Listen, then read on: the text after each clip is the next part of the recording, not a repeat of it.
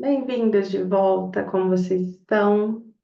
Vamos dar seguimento aqui no capítulo 5, parte 4 do livro O Propósito. Venha com seu estado de presença, mente aberta para receber algo novo. Então vamos começar. Precisamos encontrar um ponto de equilíbrio. A jornada tem que ser autossustentável. Matéria e espírito necessitam se harmonizar. É verdade que precisamos ter nossas necessidades básicas de sobrevivência atendidas. E para isso precisamos também de dinheiro. Mas o fato é que o dinheiro é apenas um instrumento, um meio e não um fim. Por causa dessas distorções, ele passou a ser o fim. O dinheiro transformou-se em algo muito maior do que ele é. Qual lugar o dinheiro ocupa na sua vida, na sua consciência? A questão é sabermos por que estamos indo atrás do dinheiro. Esse dinheiro está a serviço do quê e de quem? Como você viu aqui, sim, precisamos do dinheiro. Enquanto estivermos aqui, não conseguimos pagar, né, a compra do mercado com gratidão e amorosidade. Precisamos do dinheiro. Mas perceba que o dinheiro é uma ferramenta. Se eu colocar a minha felicidade no dinheiro, quando não tiver, eu não serei feliz. Então você precisa observar aonde você está colocando o significado do dinheiro na sua vida. A questão é sabermos por que estamos indo atrás do dinheiro. Esse dinheiro está a serviço do quê e de quem? Ao nos movermos apenas para obter dinheiro e suprir nossas necessidades básicas, inevitavelmente experienciamos a angústia da falta de sentido na vida. Mas quando o dinheiro é uma consequência da realização do propósito de alma, quando está a serviço da autorrealização, ele se transforma numa poderosa ferramenta que pode facilitar muito a jornada. Até determinado estágio da evolução, duas forças opostas agem simultaneamente dentro do indivíduo. De um lado, existe um impulso de vida, que é consciente e se move em direção à construção, à união e ao amor, e que costumamos chamar essa corrente afirmativa ou simplesmente de sim. De outro lado, existe um impulso inconsciente que se move em direção à desunião, ao ódio, o que costumamos chamar da corrente negativa ou simplesmente não. Essas duas forças opostas muitas vezes atuam simultaneamente em relação a uma mesma situação ou área da vida. Quando a corrente afirmativa está se movendo livremente, o que significa que não existem nãos bloqueando o fluxo de energia. Nos sentimos abençoados e com sorte. Tudo acontece de maneira natural, sem muito esforço. E com o mínimo de movimento realizamos muitas coisas. Neste caso, estamos harmonizados com a lei do mínimo esforço. E quando a corrente negativa está predominando, acontece justamente o contrário. As coisas não andam e nos sentimos travados. Eu vejo essa corrente positiva e negativa que está falando aqui, muito parecido com o que é dito no livro Peça e Será Atendido. Inclusive, eu tenho uma playlist deste livro, procurem lá. Lá fala muito do padrão vibracional de permissão e de resistência. Então, se você não está com o seu padrão de permissão para receber aquilo que o todo tem para te dar, obviamente você está num padrão de resistência. O que gera o padrão de resistência? Crenças limitantes, crenças de não merecimento, crenças de abandono, falta de perdão. qualquer sentimento e pensamento que te separe do todo. Todo pensamento está gerando uma energia. Essa energia gera um campo vibracional que faz você ressoar pelo eletromagnetismo com as situações nas quais você se encontra hoje.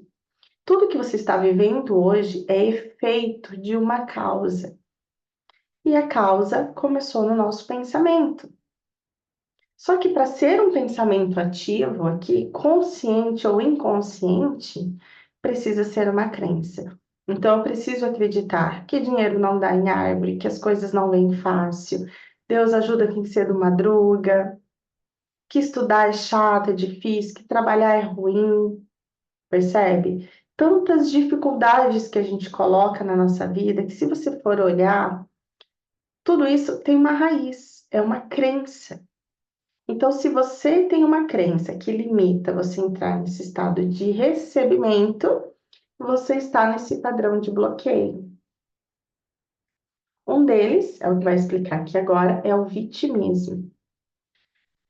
O vitimismo. Você começa a encontrar culpados para suas dificuldades e se distrai com um jogo de acusações. A corrente negativa atua como um auto-engano e gera um encantamento. Você se perde nos jogos da mente e nas emoções negativas que ela gera. Porque para sustentar essa fantasia de que você é uma vítima injustiçada, muitos pensamentos e emoções precisam ser criados. Então, quando a gente está num padrão de vítima, nós não temos autorresponsabilidade. Eu pego a minha vida e coloco na mão do outro. Ah, é porque eu não tive pai, não tive mãe, porque meu relacionamento não deu certo, porque a economia, o governo. Percebe que eu coloco no outro a responsabilidade do fracasso da minha própria vida? Então, quem está nesse padrão de vitimismo dificilmente vai ter um padrão de recebimento elevado, porque ele acredita, aliás, por acreditar, ele dá esse poder nas mãos dos outros. Tais bloqueios que impedem o fluxo natural da energia vital, gerando distorções, só podem ser dissolvidos através da autoinvestigação, pois somente quando conseguimos identificar as crenças que estão sustentando aos nãos é que podemos nos libertar deles. Quando eu falo aqui do vitimismo, não quer dizer que não vamos levar em consideração, sim, as nossas experiências, né? Existem experiências traumáticas que talvez você possa ter passado, mas sair do vitimismo eu não posso mudar esse passado. Aconteceu. Tenho pai, eu não tenho, vivenciei coisas que realmente abalaram o meu emocional. Então, agora, o que eu vou fazer com isso? E isso é autorresponsabilidade. Eu pego tudo isso que foi feito de mim, olho para o espelho, pego minha autorresponsabilidade e tomo as rédeas da minha vida a partir de agora. Paro de trazer aquelas histórias do passado para justificar o que está acontecendo aqui no presente. Somente através do autoconhecimento é possível transformar o não em sim.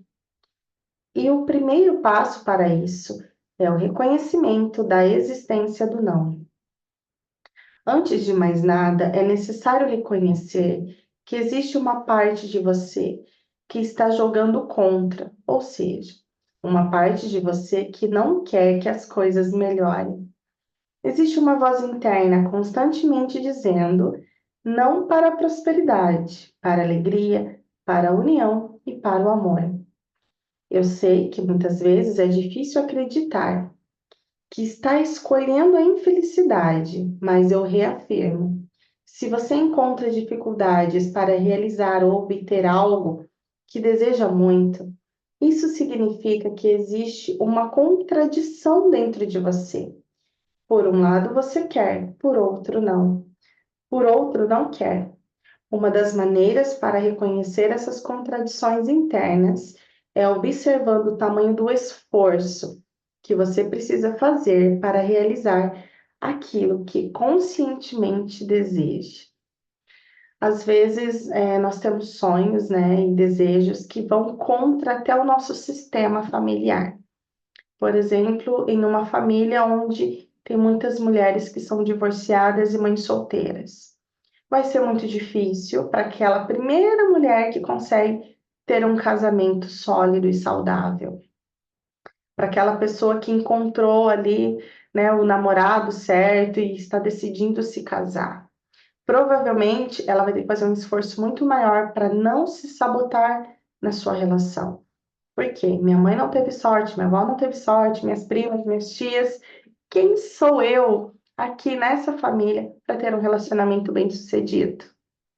Isso pode acontecer também se você é o primeiro empresário da sua família, primeiro artista de sucesso, primeira pessoa que, sei lá, faz uma faculdade de medicina ou apenas se forma. Tantas coisas, né? Sempre tem um que vai lá e quebra as barreiras.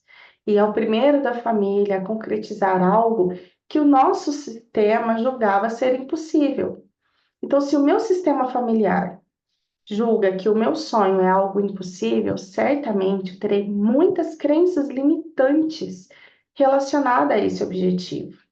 Então, eu vou ter que ter um esforço muito maior para encontrar essas crenças e limpar essas causas para conseguir manifestar esse impossível. A dificuldade de lidar com o não se deve justamente ao fato, a dificuldade de lidar com o não se deve justamente ao fato dela ser inconsciente. Você não pode lidar com ele porque ele está fora do seu campo de percepção. Aparentemente, você quer ser uma pessoa segura e autoconfiante, mas sem perceber, inconscientemente, cria situações com as quais se sente inseguro. Então, retorna ao mesmo padrão de insegurança e continua sendo ciumento e invejoso. Isso ocorre porque o fato da crença ser inconsciente amplia o poder que ela tem sobre a sua psique. Um impulso inconsciente é como um bandido que te ataca pelas costas na escuridão. É como um adversário invisível contra o qual você não tem defesas, pois não consegue enxergá-lo. Por isso, mesmo que não represente uma pequena porção de energia, ele acaba te derrubando sempre, porque você é pego de surpresa. O não é um sabotador da felicidade. E o processo de identificação desse autossabotador não é tão simples. É preciso ter humildade e coragem, além de muita determinação para ver. É preciso estar realmente comprometido com a verdade, pois em algum momento o orgulho, na forma de vaidade, será ferido. O orgulho, eu percebo que é um dos grandes sabotadores. Quem de nós já não brigou com as pessoas que a gente ama e por orgulho ficou um tempão sem se conversar? Teve dificuldade de pedir perdão ou de receber o perdão? O quanto que isso não gera sofrimento? Então, o orgulho percebe bem na sua vida, porque ele é um dos autossabotadores. Porque ele faz realmente baixar a tua frequência, né? No momento que eu estou ali numa discussão, tenho pontos de vista diferentes, escolhas de vida diferentes, e o orgulho toma ação, e a gente acaba se afastando das pessoas que a gente ama. Nesse momento, a nossa mente está equivocada. A gente se separa do amor, então a gente entra nesse padrão de resistência. Observem bem este sentimento em vocês. É preciso ter humildade e coragem, além de muita determinação para ver. É preciso estar realmente comprometido com a verdade, pois em algum momento o orgulho, na forma de vaidade, será ferido. Para a vaidade, é difícil admitir que você está no inferno por escolha própria. É difícil admitir que está no lugar onde se coloca. Mas quando você consegue finalmente reconhecer e admitir que é você quem escolhe não realizar os teus sonhos e desejos, é possível dar início ao processo de transformação das suas contradições. E o não começa a se transformar em sim. Tenho inspirado todos aqueles que estão comigo a buscar as raízes, as fundações do não dentro de si mesmo. Tenho sugerido que busquem identificar as crenças que sustentam o auto-engano e autossabotagem. Para isso, sugiro que procurem se lembrar das mentiras e histórias que contaram para si próprios e que até hoje sustenta essas crenças. Pergunte a si mesmo por que você criou determinada situação. Por que você não consegue realizar isso que você tanto quer? Quais são as mentiras que você tem contado para si mesmo? Vou citar algumas. Por exemplo, não tenho mais idade para isso. Já estou há 20 anos nesse trabalho. Não tenho mais tempo para começar de novo. Ah, eu divorciei, meu relacionamento não deu certo. Acho que nunca mais vou, sei lá, conseguir encontrar alguém ou me conectar em uma relação. Quais são as mentiras? Não tenho tempo para meditar. Não tenho tempo para autoconhecimento. Não tenho dinheiro para terapia. Quais são as mentiras que você tem contado para si mesmo? Tira um tempinho para você se autoanalisar e perceber. Seja honesto com você. Pergunte a si mesmo: por que você criou determinada situação? Por que você não consegue realizar isso que você tanto quer? Por que você tem esse não? Por que você tem esse não para a vida? Por que os outros têm a vida que você gostaria de ter? Qual que é a diferença entre você e os outros? Faça a relação de causa e efeito entre o passado e o momento presente, procurando identificar as situações que marcaram você e que ainda hoje têm influência na sua vida. Talvez se surpreenda ao identificar uma crença que insiste em fazê-lo acreditar. Talvez se surpreenda ao identificar uma crença que o insiste em fazê-lo acreditar que para você não é possível haver prosperidade, alegria e amor. Desta forma, você começa a decifrar os símbolos que estão nessa história do passado e que se relacionam com o karma que se manifesta no presente momento. Se puder realizar esse processo de autoinvestigação, compreendendo que tudo que se manifesta no momento presente é um resultado de alguma escolha sua, uma nova perspectiva de vida se abrirá para você, porque as dificuldades passam a ser vistas como oportunidades de crescimento, chances de se libertar de chances de se libertar dos nós kármicos e fechar contas com o passado. Em outras palavras, são oportunidades de ascensão. Uma das manifestações do sabotador interno da felicidade e da prosperidade é a crença de que para ser feliz você precisa sofrer. Essa crença se desdobra de diversas maneiras.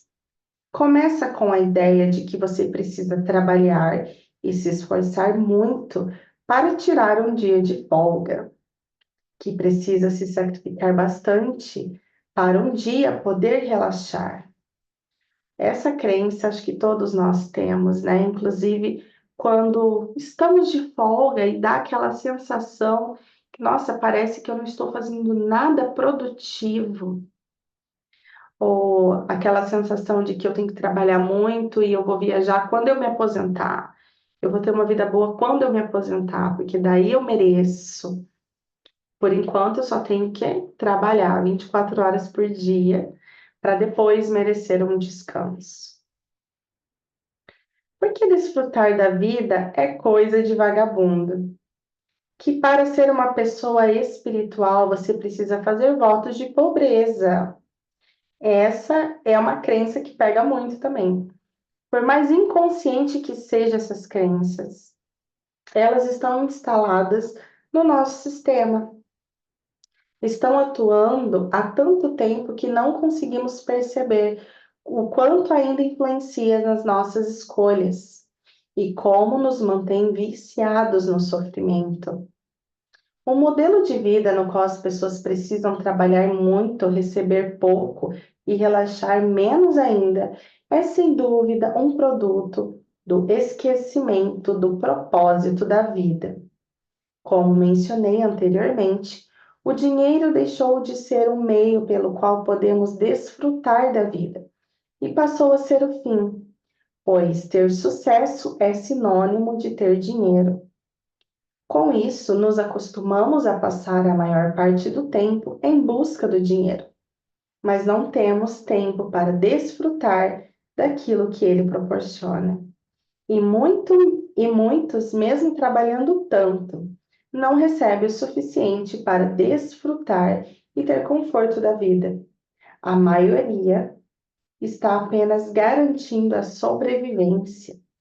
Alguns enriquecem pensando que um dia poderão parar de trabalhar tanto e finalmente relaxar e descansar em algum lugar tranquilo. Esperam a velhice chegar para viver a vida. E alguns envelhecem e continuam trabalhando muito, mesmo sem haver necessidade material, porque têm medo de lidar com a falta do que fazer.